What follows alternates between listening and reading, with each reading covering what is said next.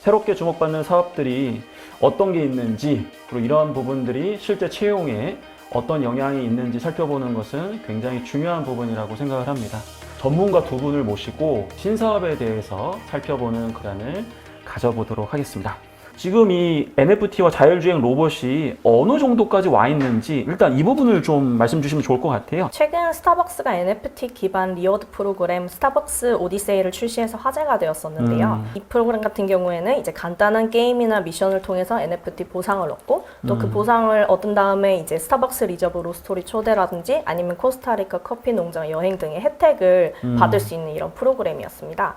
그래서 큰 브랜드가 NFT의 사업에 뛰어들었다는 것에 굉장히 의의가 있고요. 그리고 그 외에 어떤 실물 금이나 그리고 실물 주류까지 연계된 프로젝트들이 출시되고 있는데 게임, 엔터, 패션, 금융, 식품, 유통 이런 다양한 분야에서 NFT 프로젝트를 출시하고 있습니다. 이제 뭐 자율주행 로봇은 정말 많이 볼 수 있는 것 같아요. 그 로봇 같은 경우는 사실 그 자율주행 로봇에서 좀 하위 수준의 로봇이라고 보시면 돼요. 추구하고 있고 좀 고도화된 거는 코엑스 같은 곳에서라도 아무리 뭐 수천 명이 왔다 갔다 해도 자연스럽게 회피하고 목적지까지 무사히 가고 엘리베이터도 실제로 타고 내릴 수 있는 기술, 그런 약간 복잡성이 높은 그런 기술력을 요구하고 있습니다. 네. 그래서 이게 말로는 쉬운데 정말 어렵거든요. 진짜 자율주행 로봇을 개발하기 위해서 고군분투하고 있습니다. 좋습니다. 그러면 이제 실제로 이제 몸담고 계신 산업군에서 관련된 기술들이 어느 정도로 중요한지, 그리고 이렇게 주목받게 된 이유가 있다면 어떤 게 있는지 이 부분도 좀 말씀 부탁드릴게요. 게임 업계에서 최소한 NFT를 모르는 분은 없을 정도로 이제 업계 내에서 어느 정도 자리를 잡은 것 같아요. 그래서 이제 NFT는 게임 회사 입장에서는 어떤 새로운 수익 모델에 대한 실마리가 될 수 있고 또 유저 입장에서는 어떤 이제 자기의 게임 자산의 소유권을 돌려받을 수 있는 실마리가 될 수 있어서 환영을 받고 있지 않나 합니다.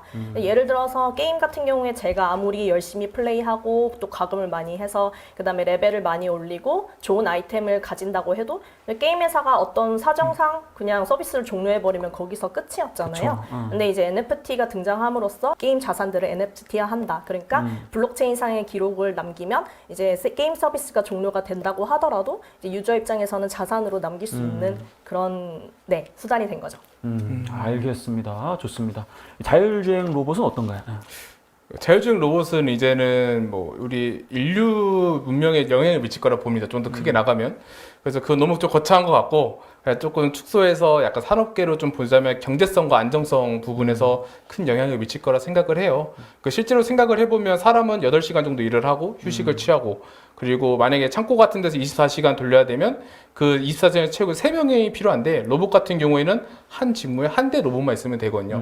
이것만 해도 단순 산술적으로 약 한 3배 정도 좀 이득이 있다고 볼 수 있고요. 그리고 안정성을 좀 말씀드린 이유는 최근에 조금 산업 안전 이슈가 많이 됐잖아요. 제 생각에는 자율주행 로봇이 이러한 문제를 많이 해결해 줄 거라 보고요. 자율주행 로봇이 좀 더 우리 실용화되고 깊이 파고든다면 이러한 안전성 문제도 많이 해결될 것이라 보고 있습니다. 이 지식을 이제 실제 취업에 좀 써먹으면 좋을 것 같은데, 폰투스 플랫폼에서는 면접이나 자소서에서 이 NFT와 관련해서 어떤 문항이 좀 출제되고 있나요? 일단 제 개인적인 의견도 좋지만 이제 저희 본부장님의 의견을 받아왔습니다. 예. 그래서 이게 실제로 아마 출시될 가능성이 높고요. NFT 관련해서 진행하셨던 업무나 프로젝트 중에 학교 과제나 공모전 다 포함해서 최대 몇 명이랑 했었고 또 해당 프로젝트에서 자기가 맡은 역할에 대한 설명 그리고 왜 내가 이 역할을 맡게 되었는지 그리고 이 역할을 담당하면서 얻게 된 뭐 아쉬웠던 점 그리고 자기의 경험에 맞춰 제 생각에 맞춰 이야기해 주세요. 이게 굉장히 긴 질문입니다. 뭐 제 개인적인 생각으로는 뭐 NFT가 대중화되기 위해 필요한 요건 3가지 말씀 부탁드립니다. 정도. 그리고 이제 혹시 NFT를 보유하고 계신가요? 어떤 NFT인지 또 왜 그걸 보유하고 계시나요? 그리고 마지막으로 가장 최근에 관심 있게 본 NFT 프로젝트랑 그 이유를 설명해 주실 수 있을까요? 정도입니다.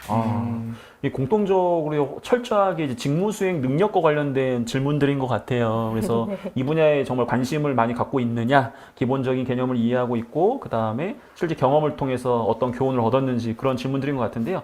이 실제 채용에서도 자율주행 로봇에 대한 이해도를 좀 굉장히 중요하게 여길 것 같다는 생각이 좀 들긴 하거든요. 네, 그렇죠. 그 지원 지원자들에게 주로 어떤 식으로 질문을 좀 하시나요? 뭐 사람마다 다르긴 한데 네. 일반적으로 제가 많이 여쭤보는 것 중 하나가 우리 회사의 경쟁사는 어떤 회사라고 생각을 하냐, 그리고 최근에 이제 관련된 박람회나 이런 잡지 같은 거 본 적 있냐라는 것 좀 많이 물어보는 편입니다.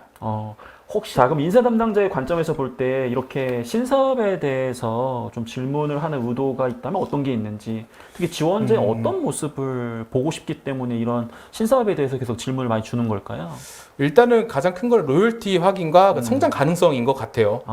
로열티 굉장히 좀 중요한 부분인 것 같은데 그런 부분들을 좀 더 구체적으로 답변에 녹이기 위해서 어떻게 또 이야기를 하면 좋을까요? 저는 솔직히 이제 이 회사가 무조건 좋다라고 막 말하는 것보다는 이 회사의 어떤 기술력이 이런 것 때문에 내가 이렇게 지원했습니다. 내가 이런 기술을 토대로 이 조직이 이런 기여를 하겠다라는 것 좀 말해주면 좋은 점수를 받지 않을까 생각하고 있습니다. 알겠습니다. 좋습니다.